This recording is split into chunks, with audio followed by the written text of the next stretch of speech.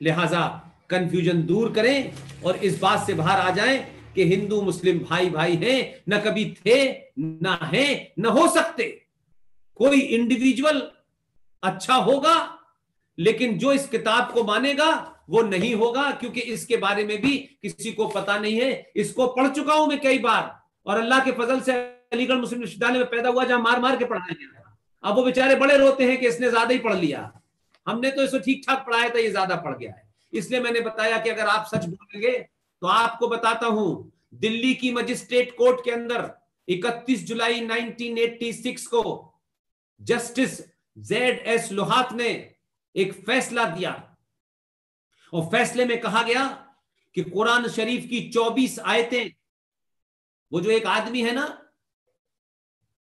Coat पहनता है, tie पहनता है और टखनों से ऊपर की पैंट पहनता है, और कुरान के बारे में बताता है और पेज नंबर भी बताता है, उसी को चैलेंज किया मैंने, मान गया, बात काट नहीं पाया। मैंने कहा अगर ये गलत है तो अभी तुम बहैसियत मुसलमान ये कहो कि इस किताब के जितने भी एडिशन हैं इसमें टेम्परिंग की गई है, इसमें गड़बड़ की गई है। मैंने कहा भाई इसे छापने वाला भी शुद्ध कोट का मुसलमान है, और जिस पते पे छपी है उसका नाम सर सैयद अहमद खान है, वो भी मुसलमान है। मुझे बताओ ये 24 आयतों के बारे में आपका क्या कहना है? इसमें सूरा नंबर 9 आयत नंबर 5 पे लिखा हुआ है कि मुशरिक जहां भी मिले और वो तुम्हारे अल्लाह को कबूल करने से मना कर दे, उसका कत्ल वाजिब है। 24 आयतें हैं। Z.S. लोहात ने जब इस पे ये फैसला दिया कि जब तक ये 24 आयतें किसी कुरान मजीद में रहेंगी तब तक इस देश में शांति नहीं रह सकती, क्योंकि ये आयतें जो लोग दूसरे धर्म के हैं, जो लोग इस्लाम को नहीं मानते, उन्हें हत्या करने के लिए कहती हैं। तो जो मुसलमान ये कर रहा है, ISIS, जैश ए मोहम्मद, लश्कर तोबा, वो असल में मुसलमान हैं। जो आपके साथ में बैठते हैं गंगा घाट पे कि हम तो यहीं पैदा हुए थे, वो ठीक है, दुकान चलाने के लिए ठीक है, लेकिन वो सबसे बड़ा मक्कार है। वो कुरान के बारे में बात नहीं करेगा, नहीं नहीं हम तो मिली जुली तहजीब। ये मिली जुली तहजीब कब थी?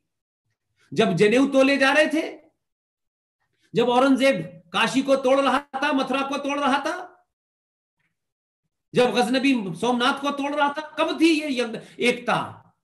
ये कभी नहीं थी।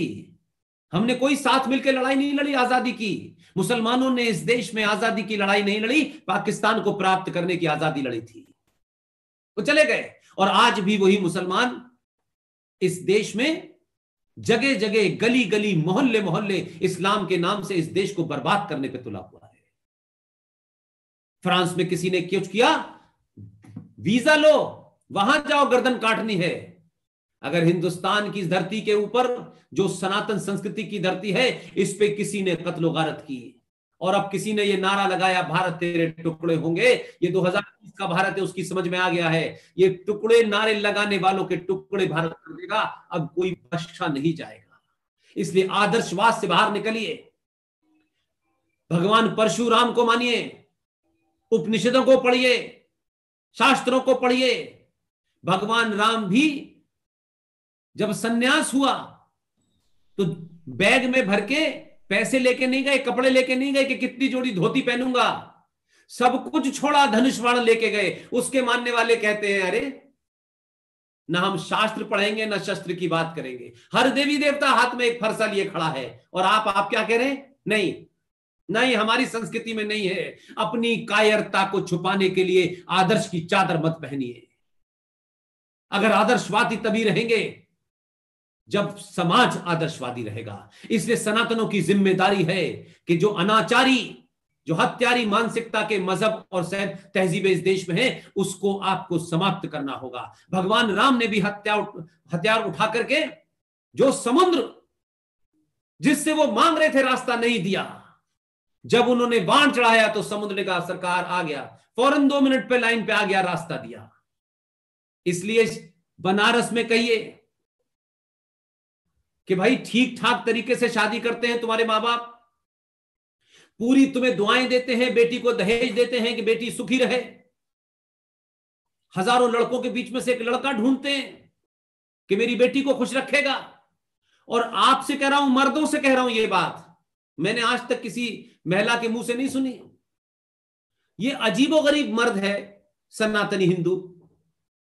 मां बाप इतनी मेहनत करके बढ़ा के आपको आईएएस पीसीएस बनाते हैं, उस बेटी को आईएएस पीसीएस बनाते हैं। आप शादी करने के बाद आपको देश में कोई जगह नहीं मिलती क्या? आप अच्छी खासी जिस दिन से जिंदगी शुरू कर रहे होते हैं उस दिन उसे ताजमहल ले जाके दिखाते हैं कि देखो मैं भी तुम्हारे लिए बनवाऊंगा। पहले दिन से ही उसका क्रियाक्रम कर देते हैं यार। अरे जिंदगी शुरू की है यार, उसे समझो तो। आप कहते हैं वो प्यार की निशानी है। भाई मेरे, मुझे बताओ वो प्यार की निशानी कब थी?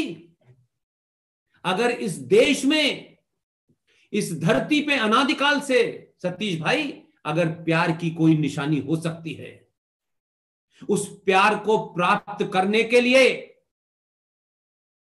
ताजमहल की तरह हजारों लोगों के हाथ नहीं कटवा पाए। यह ऐसी निशानी है जिसने हजारों हजारों प्यार करने वालों के हाथ कटवा दिए। आप उसको प्यार की निशानी मानते हैं? अगर प्यार की निशानी दुनिया में कोई है, मैं दुनिया की बात कर रहा हूं, मैं छोड़ दीजिए भारत की बात नहीं कर रहा हूं, अगर कोई है तो वो उस समुद्र के नीचे राम सेतु है, जिसे राम अपनी पत्नी को लेने के लिए गए, किसी की हत्या नहीं की, लंका को लूटा नहीं, नरसंहार नहीं किया, अपनी पत्नी को सुरक्षित लाने के लिए वो पुल बनवाया। उस पुल की पूजा करो अगर प्यार की कोई निशानी देखनी है। ये कब्रों को ला करके अपने घर मत रखो। और इस्लाम में कब्र हराम है, कुरान मजीद में कब्र हराम है। हमारे यहां तो हमारा कोई बुजुर्ग चला जाता है, उसकी अस्थियां उतनी ही देर तक रहती हैं जब तक अगले दिन उसे गंगा में प्रवाह नहीं करते। ये सनातन संस्कृति वाले कब से ताजमहल को, उस कब्र को अपने घर में लाके रखते हो भाई मेरे? कब्र में घर में लाके रखते हो, कहते हो सनातन मजबूत होगा। उसने राष्ट्रपति भवन से उठा के बाहर फेंकवा दिया। आपके घर में गीता नहीं मिलती। अगर गीता मिलेगी तो आपके घर में बच्चे पुरुषार्थी पैदा होंगे। और ताजमहल होगा तो फिर उसमें दो संस्कृतियों का फर्क यह होगा कि आपके यहां सनातन संस्कृति के अंदर एक संस्कार होता है जिसे आप यज्ञोपवी संस्कार कहते हैं। सतीश भाई, यह कह के मैं अपनी बात समाप्त कर रहा हूं। उस यज्ञोपवी संस्कार के अंदर जब बच्चा मां की गोद में से निकल के चलने और बड़े हो जाता है तो 8-9 साल की उम्र में उसका एक संस्कार किया जाता है जिसको जनेऊ संस्कार भी कहते हैं। और ये जनेऊ संस्कार करने के बाद उसे बताया जाता है कि इस धरती पर जब तक तेरा ब्याह नहीं हो जाता सब कोई तेरी मां है या बहन है, और जब तक तेरा जनेऊ संस्कार है और विवाह नहीं हो जाता तुम्हें ब्रह्मचर्य का पालन करना है। यह जनेऊ इसलिए पहनाया जाता था, यह हमारी संस्कृति का है। लेकिन जिस संस्कृति से आप लड़ रहे हैं उसी वक्त 7 साल की उम्र में उनके यहां भी एक संस्कार होता है। वो उनकी संस्कृति का संस्कार है, वो हमारी संस्कृति का संस्कार है। इसलिए राहुल राजपूत भी मारा जाएगा, अंकित सक्सेना भी मारा जाएगा और निकिता भी मारी जाएगी। इसलिए इस झूठ से बाहर निकलिए कि मजहब नहीं सिखाता आपस में गैर रखना, मजहब ही है जो मजहब बेर सिखाता है। ये हिंदू मुस्लिम भाई भाई एक बहुत बड़ा फ्रॉड है। जो भारत बचा हुआ था उस भारत में कैसे गजवाए हिंद को लागू करें, कैसे किताबों के, फिल्मों के, इंडस्ट्री के माध्यम से करें, यही है। लिहाजा मैं मानता हूं कि जिस दिन भी भारत में सनातन संस्कृति के प्रति, देखिए बहुत दूर मत जाइए, तत्कालिक तौर पे छोटे छोटे 4-5 काम करने लगे, बस इतना ही बहुत है। मैं ये मानता हूं कि आज के दौर में वो जो सनातन संस्कृति के पूरे आदर्श हैं वो स्थापित नहीं होंगे, लेकिन अगर आपने 5-6 काम भी कर लिए तो आप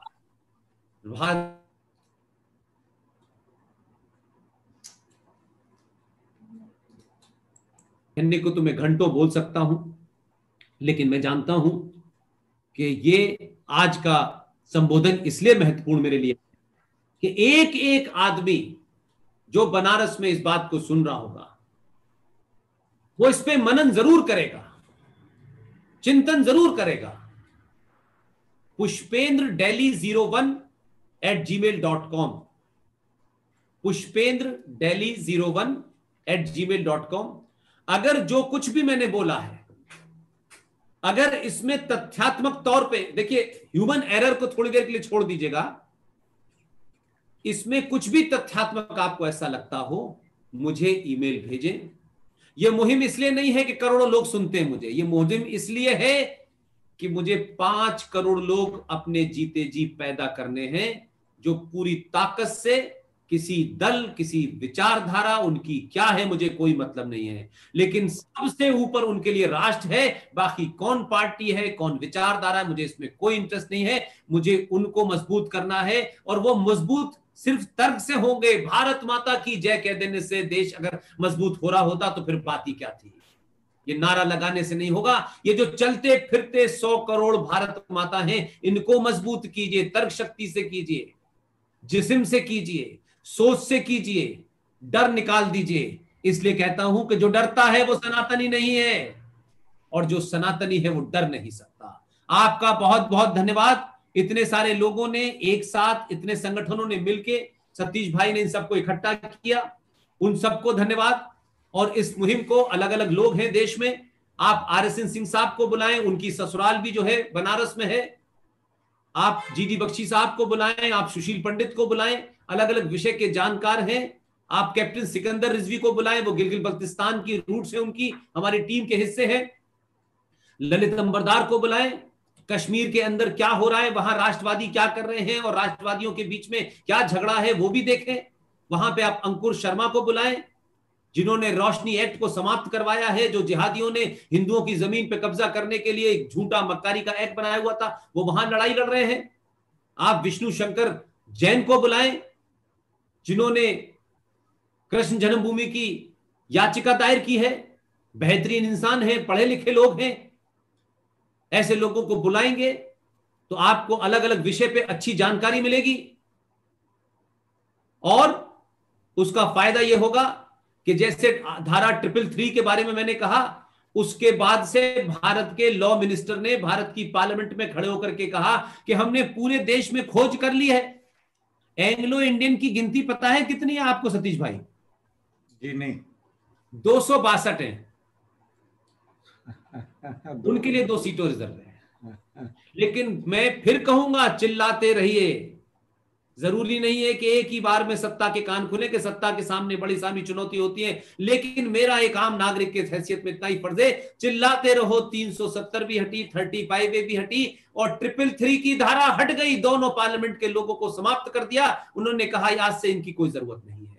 इसलिए चिल्लाने का समय है। बार बार एक ही बात कह के अपनी बात समाप्त करता हूं। आप लिखे पढ़े लोग हैं, लिख सकते हैं तो लिखिए, कागज पे लिख सकते हैं तो कागज पे लिखिए, दीवार पे लिख सकते हैं दीवार पे लिख दीजिए, बोल सकते हैं तो बोलिए, घर में बीवी से बोलिए, बच्चों से बोलिए, पड़ोसी से बोलिए, चौराहों पे बोलिए।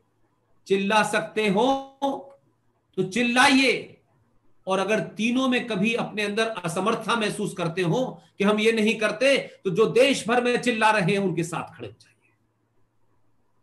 बहुत बहुत धन्यवाद। Thank you very much sir.